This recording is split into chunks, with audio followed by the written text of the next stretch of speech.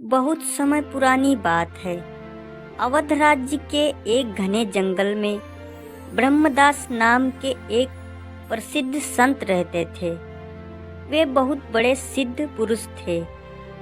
वे एक ही वस्त्र से सर्दी, गर्मी और वर्षा में अपना शरीर ढकते तथा सुबह शाम केवल एक एक घंटे के लिए ही दर्शन यात्रियों से मिलते थे।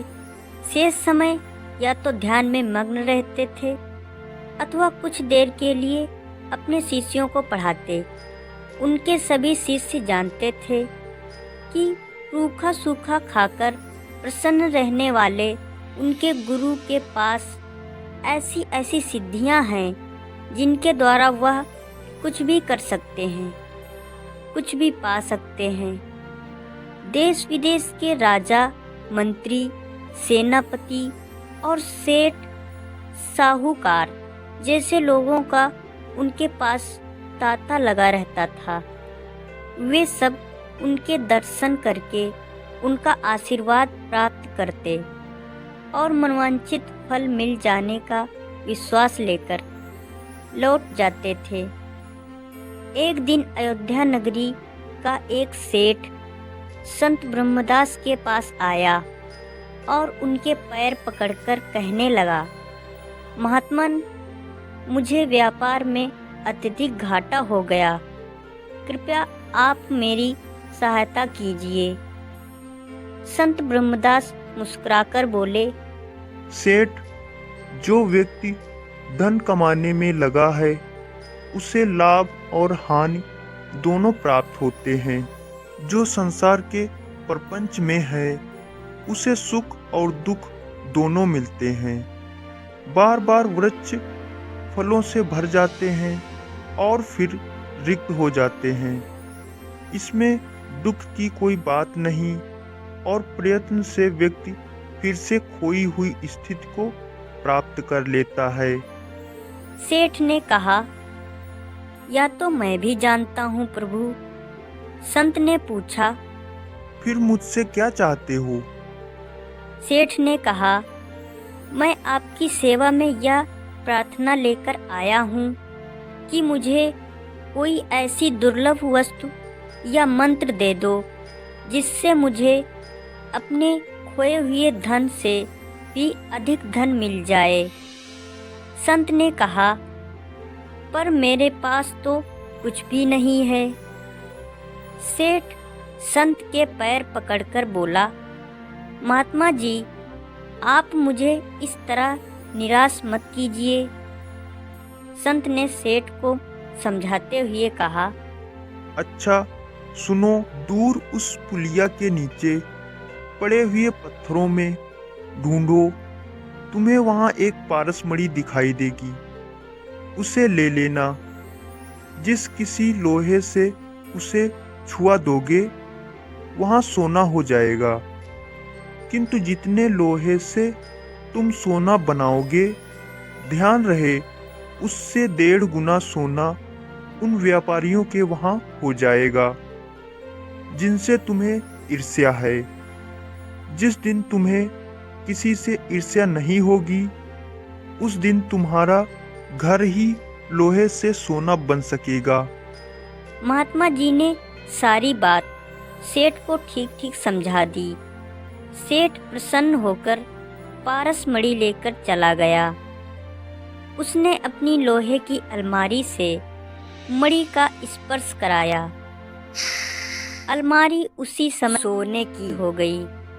उसने अलमारी को बाजार में बेचने का निश्चय किया।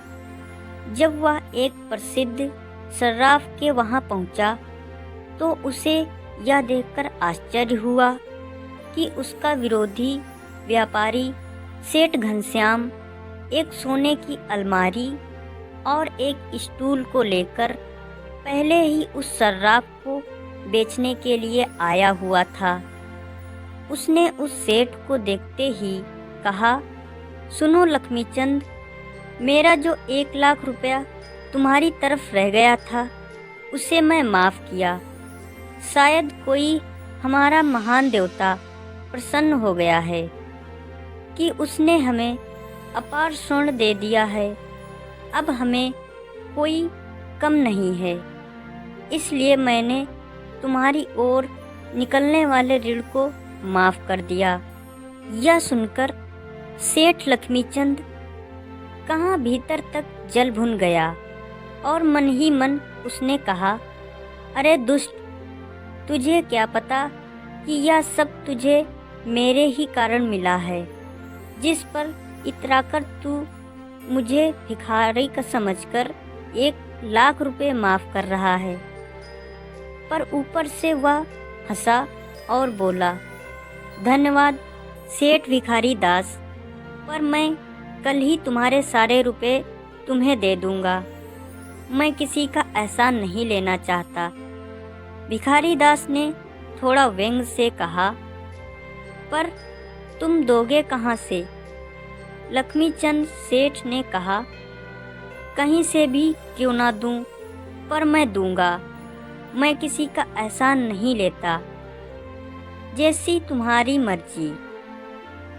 यह कहकर सेठ भिखारी लाल हंस पड़ा।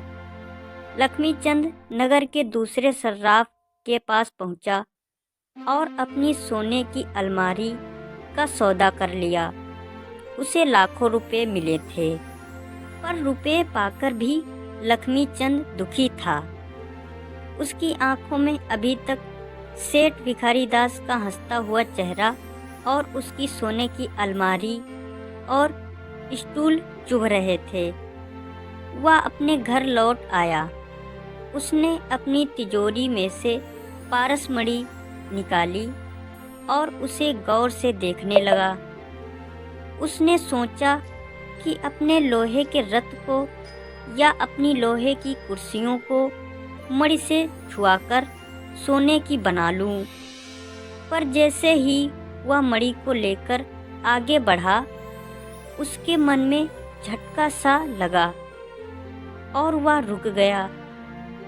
नहीं नहीं, मैं किसी भी चीज को सोने की नहीं बनाऊंगा, नहीं तो उस पापी भिखारी दास के यहाँ मुझसे भी अधिक सोना हो जाएगा।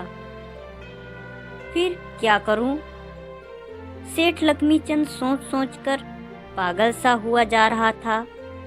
अंत में वह इतना अधिक परेशान हो गया कि उस मणि को लेकर वापस संत ब्रह्मदास के पास जंगल में जा पहुंचा और उनके चरणों में मणि रखकर बोला, प्रभु, नहीं चाहिए मुझे आपकी मणि, इसे वापस ले लीजिए। मैं भिखारी दास को मुफ्त में फलते फूलते नहीं देख सकूंगा। भले ही मैं गरीबी में ही जिंदगी भर दुख भोगता रहूं। संत ब्रह्मदास मुस्कुराए और अपने शिष्यों से उन्होंने कहा, तुम सब सेठ लक्ष्मीचंद की बात ध्यान से सुनो। इस घटना से तुम समझ सकोगे कि जीवन का सच्चा सुख धन में नहीं है। सुख है मन का, ऐसा मन जिसमें किसी के लिए ईर्ष्या ना हो, ऐसा मन जो दूसरों को फलता फूलता देखकर प्रसन्न हो उठे, ऐसा मन जो दूसरों के सुखों में ही सुख का अनुभव करे। अपनी बात कहकर संत ब्रह्मदास उठे और ध्यान करने के लिए जंगल की ओर चल पड़े। बच्चों, संतोष ही सबसे बड़ा सुख है।